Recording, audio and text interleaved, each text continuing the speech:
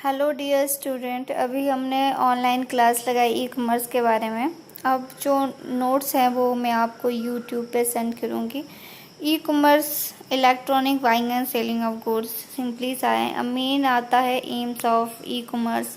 अब online customer को service provide करना, यूनिवर्सल सर्विस रहे, हर जगह पे अवेलेबिलिटी रहे, इसलिए वर्ल्ड वाइड वेब पे बेस्ड होना चाहिए। आपकी सेल इंक्रीज़ होती है, बिजनेस के डेवलपमेंट ज़्यादा से ज़्यादा कस्टमर बनते हैं। वर्चुअल शॉपिंग है, कभी भी दिन में, रात में, शाम में आप ऑनलाइन परचेजिंग कर सकते हैं।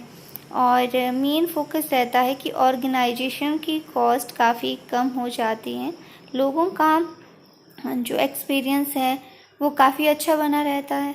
पहले आप ऑनलाइन परचेज़ करते हैं, आपको कम प्राइस पे वस्तुएं मिलती है, फिर धीरे धीरे वो एक्सपीरियंस इंक्रीज़ होता रहता है। आगे है आपका करैक्टरिस्टिक्स ऑफ ई कॉमर्स। एबिक्यूटियसनेस, यानी कि हर जगह पे अवेलेबिलिटी। आप फ़ोन के माध्यम से या कंप्यूटर के माध्यम से, इलेक्ट्रॉनिक मीडियम के माध्यम से ई कॉमर्स को आप एक्सेस कर सकते हैं। यूनिवर्सल है, वर्ल्ड वाइड है, तो कभी भी कहीं पे भी आप किसी भी प्रोडक्ट की डिमांड कर सकते हैं। आपका बिजनेस रीचेबल है, कहीं भी जाके आप उसमें इंटरनेट सर्वर की फैसिलिटी है तो ईज़िली इंटरनेट कनेक्टिविटी के थ्रू आप इजीली कंपनी के साथ कनेक्ट हो सकते हैं। इंटरएक्टिविटी है, इंट्रानेट हो या एक्स्ट्रा नेट हो, कंपनी अपने विभिन्न ऑर्गेनाइजेशन भी कमर्शियल एक्टिविटी कर सकती है। और आपके जो आउटडोर एक्टिविटीज़ है या आप एक्स्ट्रा नेट की फैसिलिटी चाहिए तो आप अदर सप्लायर कस्टमर के साथ कनेक्टेड होके भी अपना कम्युनिकेशन बनाए रख सकती है कंपनी। इंफॉर्मेशन डेंसिटी, आपको ईज़िली इंफॉर्मेशन रिसीव हो जाती है कंपनी के प्रोडक्ट के बारे में, कंपनी किस तरह के प्रोडक्ट बना रही है, किस तरह के प्रोडक्ट लॉन्च कर रही है, तो वो सारी चीज़ें आपकी ई कॉमर्स के माध्यम से फुलफ़िल हो जाती है। तो ये काफ़ी आपका इम्पोर्टेंट पॉइंट है ई कॉमर्स, क्योंकि ई कॉमर्स आपको कस्टमाइजेबल प्रोडक्ट ऑफर करता है, आपके एक्सपीरियंस को बनाए रखता है। मार्केट में अगर हम लेबर की बात करें तो वो भी काफ़ी कम लेबर मिलती है, और अगर प्रॉब्लम है, क्वारीज है आपकी, तो उसके सॉल्यूशंस आपको मैसेज में मिल जाता है। तो नेक्स्ट वन है आपका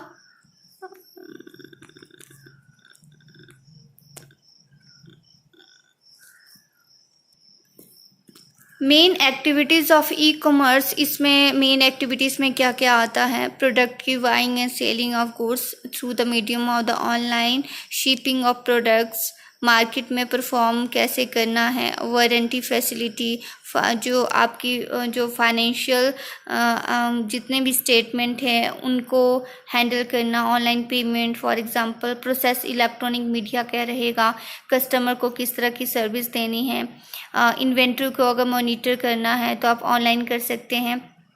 कई कंपनियां जो ऑनलाइन सर्विस देती हैं, ई कॉमर्स करती है, तो वो बहुत सी कंपनी के साथ कोलैबोरेट करता है अपना बिजनेस को, तो कोलैबोरेशन से ही वो उसके प्रोडक्ट की जो डिमांड है वो काफ़ी जगह तक पहुंचती है। फॉर एग्जांपल अमेजोन है, फ्लिपकार्ट, उनकी कोलैबोरेशन कई स्टार्टअप कंपनी के साथ रहता है, तो वो उनके प्रोडक्ट भी वो बेचती हैं।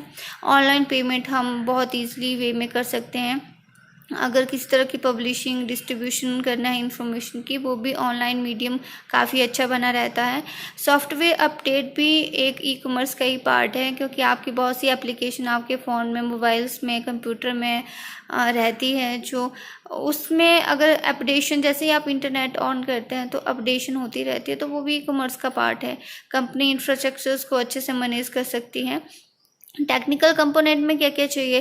कंप्यूटर होना चाहिए, सर्वर होना चाहिए, आपके पास जो ट्रांसमिशन मीडिया है वो बहुत ही इम्पॉर्टेंट रोल प्ले करता है। अगर आपके पास ट्रांसमिशन मीडिया में ऑप्टिकल फाइबर या कॉपर वायर, ये सारी चीज़ें आती हैं, और इंटरनेट की फैसिलिटी भी ज़रूरी है।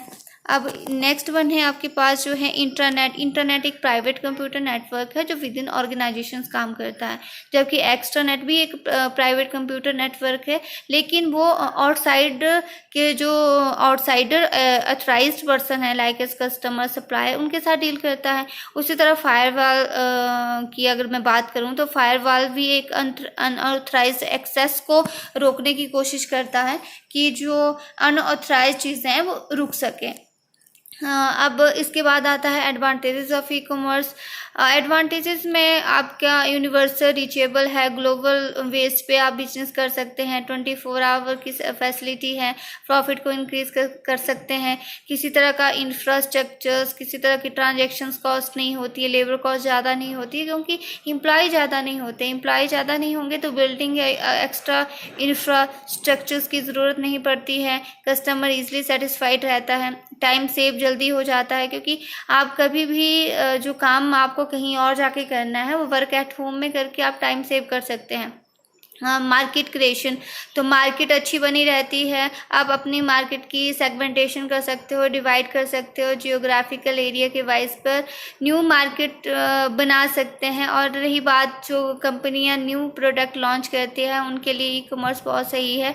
फ्लेक्सिबिलिटी कंपनी में बनी रहती है प्रोडक्ट में, क्योंकि अगर प्रोडक्ट के प्राइस को चेंज करना है तो फ्लेक्सिबिलिटी के आधार पर आप सॉफ्टवेयर में अपडेट करके कर सकते हैं, कस्टमर की इंटरेक्शन को इम्प्रूव कर सकते हैं, उनकी क्वारीज को बता सकते हैं और कस्टमर के को किस तरह का बेनिफिट रहता है। देखिए, अगर हम अपने बेनिफिट की बात करते हैं तो हमें फ्रीडम रहती है कि जो प्रोडक्ट ऑनलाइन दिख रहे हैं हम इजीली उसको चूज कर सकें, टाइम सेव होता है, हम जो डिसीज़न है वो बहुत सोच समझ के लेते हैं, आपको product within week receive हो जाता है, पेमेंट भी आप ऑनलाइन कर सकते हैं और आपको एक्स्ट्रा चार्ज नहीं देना पड़ता, बल्कि आपको जो प्रोडक्ट का प्राइस होता है उसमें डिस्काउंट चला रहता है ऑनलाइन सर्विस पे, तो वहाँ पे आपको जो अमाउंट है वो काफ़ी कम पे करना पड़ता है। बेनिफिट टू सोसाइटी की बात करें तो घर में बैठ के एम्प्लॉय काम कर सकता है और उसको ज़्यादा इंफ्रास्ट्रक्चर्स की ज़रूरत नहीं पड़ेगी, कॉस्ट भी काफ़ी कम आएगी। तो कॉस्ट कम आएगी, ऑब्वियसली बात है प्रोडक्ट का प्राइस भी कम होगा। और जो रूरल एरिया में जो प्रोडक्ट नहीं मिल पाते हैं, कुछ प्रोडक्ट आपके एरिया में अवेलेबल नहीं होंगे, वो ईजिली आप ऑनलाइन ले सकते हैं। तो ये जो बेनिफिट हैं वो आपकी सोसाइटी के लिए है। डिसएडवांटेजेस की बात करती हूँ तो डिसएडवांटेजेस में कभी कोई सिक्योरिटी नहीं बनी रहती है, हैकर की ज़्यादा प्रॉब्लम रहती है कि आपकी इन्फॉर्मेशन हैक ना हो जाए। और दूसरा है कि कंपनी के ऊपर ट्रस्ट करना बहुत मुश्किल है, जो प्रोडक्ट बहुत कॉस्टली हैं उनको जब आप परचेज़ करते हो तो उन पर ट्रस्ट बनाए रखना काफ़ी टफ रहता है। वारंटी और गारंटी के लीगल इश्यूज़ काफ़ी देखने को मिलते हैं, टैक्स इश्यूज़ रहते हैं। और टैक्स इश्यूज़ क्या है कि डिफरेंट कंट्री का टैक्स स्ट्रक्चर्स अलग होता है, डायरेक्ट इनडायरेक्ट का, हम यहाँ पे जीएसटी इंडिया में काम करते हैं तो इसका इश्यूज़ काफ़ी देखने को मिलता है ई कॉमर्स में। इनसफिशेंट कम्युनिकेशन रहता है क्योंकि जो क्लाइंट है वो कंपनी के साथ डायरेक्टली कम्युनिकेट नहीं कर पाते हैं, टेक्नोलॉजिकल लिमिटेशन बनी रहती है, कंप्यूटर ढंग से काम नहीं कर रहा, इंटरनेट ढंग से काम नहीं कर रहा, फ़ोन में नेट नहीं है, ये सारी चीज़ें जो है वो आपका टेक्नोलॉजिकल लिमिटेशन में आती है। लैक ऑफ नॉलेज, जो आपके ग्रैंड मदर ग्रैंड फादर हैं उनको शायद कंप्यूटर या ढंग से फ़ोन चलाने ना आए, ऑनलाइन शॉपिंग करना ना आए, या जो हम अपने पर्सनल टच की फीलिंग नहीं ले सकते हैं, जो हम ऑनलाइन देख रहे हैं उसको हम फील नहीं कर सकते हैं। और हाई लेबर कॉस्ट रहती है, शिपिंग का खर्चा ज़्यादा रहता है, टेक्नोलॉजी की कॉस्ट ज़्यादा बनी रहती है क्योंकि अगर ई कॉमर्स करना है आपके पास कंप्यूटर, आपके पास इंटरनेट की फैसिलिटी, सर्वर की फैसिलिटी, ये सारी चीज़ें होनी चाहिए, तो इसका खर्चा बढ़ जाता है।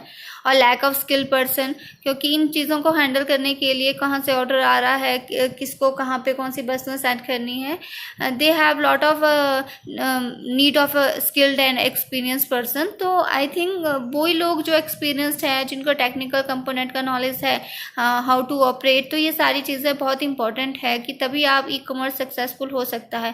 तो ये थी लिमिटेशन। तो आप ये बच्चे जो है वो अपनी बुक्स में, अपनी कॉपी में चेक कर लें और इसका नोट्स बना सकते हैं।